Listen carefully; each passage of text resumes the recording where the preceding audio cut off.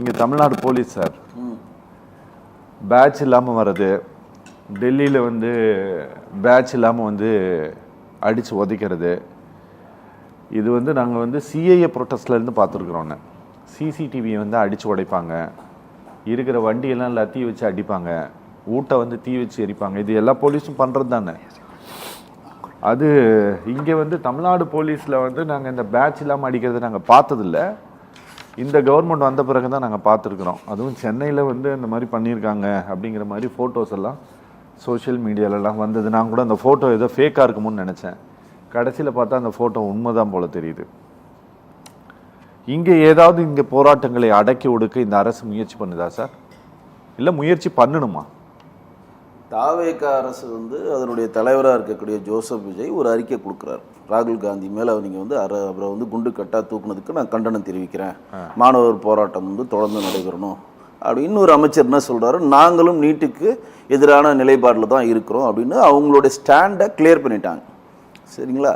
இங்கே போராட்டம் நடக்குது, கிட்டத்தட்ட 32 இடத்துல போராட்டம் நடந்திருக்கு. 72 மேலே கைது பண்ணி அப்புறம் ரிலீஸ் பண்ணியிருக்காங்க.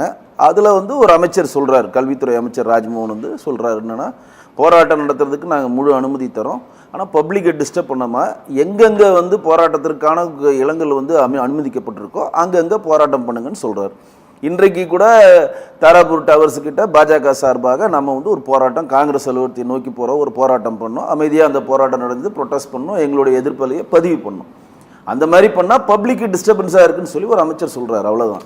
ஆனால் தாவேகாவுடைய ஸ்டாண்டுன்னு பார்த்தீங்கன்னா நேற்று விஜய் சார் கொடுத்த அறிக்கை அதுதான். அதோடு அவங்க கொண்டாட்ட மூடில் போயிட்டாங்க. இன்றைக்கி ஜனநாயகன் படம்னு ஒரு படம் ரிலீஸ் ஆகணுன்னா நீட் ஆகுது பீட் ஆகுதுன்னு அதெல்லாம் எல்லாத்தையும் விட்டுட்டு ஒரு அமைச்சர் உட்காந்து அழுதுனுக்குறாங்க. ஒரு தேட்டராக போயிட்டு ஜனநாயகன் படத்தில் வந்து அருண்ராஜ் தான் பெரிய நடிகர், ஸ்ரீநாத் தான் பெரிய நடிகர், விஜய் சார் தான் பெரிய நடிகர்னு நிறைய பேர் நினச்சிட்டு இருக்காங்க. ஆனால் பெரிய நடிகர் பர்வேஸ்னு ஒருத்தர் அறந்தாங்கில் இருக்கார், குலுங்கி அழுங்குறாரு. அதை பார்க்குறப்ப எனக்கே அழுக வருது. நானும் திரைப்படத்துறையை சேர்ந்தவன் தான்.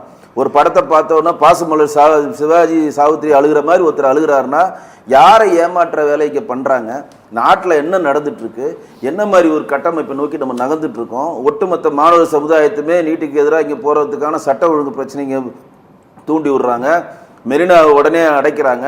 இப்படி பல பிரச்சனைகள் இருக்கிற வேலையில் எல்லாருமே உட்காந்து அழுதுட்டு இருக்கப்போ இவங்க எந்த ஸ்டாண்டில் இருக்காங்க? நீங்கள் தாவேக்காவை கிட்ட தான் கேட்கணும். எனக்கு கண்டிப்பாக நான் பாஜகக்காரன், என்ன போய் நீங்கள் வந்து தாவேக்கா என்ன ஸ்டாண்டில் இருக்கீங்கன்னு கேட்டிங்கன்னா என்கிட்ட பதில் கிடையாது. அவங்க வந்து நம்ம திருமாவளவன் அண்ணன் மாதிரி சேத்துலேயும் ஒரு கால் சோத்துலேயும் ஒரு கால் வச்சு ரெண்டு நிலைப்பாடு வச்சுக்கிட்டு என்ன பண்ண முடியாமல் தவிச்சிட்டு இருக்காங்க. இப்போ கூட்டணியில் தான் இருந்தார் அண்ணன், எவ்வளோ அழகாக சொன்னார் பாருங்க. கூட்டணியில் இருந்துட்டு தான் நீங்கள் தாவேக்காவுடைய நிலைப்பாடு அவர் சொல்கிறாரு. நாங்கள் கூட்டணியிலும் கிடையாது, ஒன்றும் கிடையாது. விஷயம் வந்து ஒரே ஒரு விஷயம்தான். அங்கே டெல்லியில் நடக்கிற போராட்டத்திற்கு ஒரு அறிக்கையோடு முடிச்சிட்டாரு, அவ்வளோதான். நானும் களத்தில் இருக்கிறேன், நாங்களும் ஒரு அறிக்கை பண்ணுறோம், அறிக்கையோடு முடிச்சிட்டாரு. அன்பார்ச்சுனேட்டாக அவங்களுக்கு வந்து லோக்சபாலே ராஜ்யசபாலையும் மெம்பர்ஸ் இல்லை, அவங்க மட்டும் தனி பதாகை வச்சு கூட போராடி இருக்கலாம். திமுக தனியாக கத்திட்டு இருக்காங்களே, எப்போதுமே காங்கிரஸ் முன்னாடி உட்காந்துருப்பாங்க. இப்போ காங்கிரஸ் அவங்களை கழட்டி விட்டுச்சு, இப்போ தனியாக உட்காந்து திமுக காரங்க கத்திட்டு இருக்க மாதிரி இவங்களும் அங்கே நிற்கிறதுக்கான வாய்ப்புகள் இருக்குது.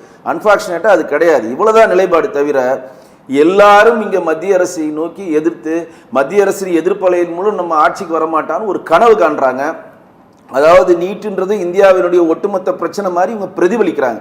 நீட்டுன்றது இந்தியாவில் இருக்கக்கூடிய ஒரு சின்ன ஒரு பிரச்சனை, அதுக்கு இவ்வளோ பூதாகரமா ஆக்கி இவ்வளோ பெரிய விஷயம் பண்ணி, நான் உண்ணாவிரதம் இருக்கேன்னு லேலேருந்து ஒருத்தர் வந்து சோனம்பாக் வந்து படுத்துட்டு பிரகாஷ் ராஜ் போய் அங்கே கத்துற அளவுக்கு நீட்டு வந்து பெரும் பிரச்சனை கிடையாது. Okay okay okay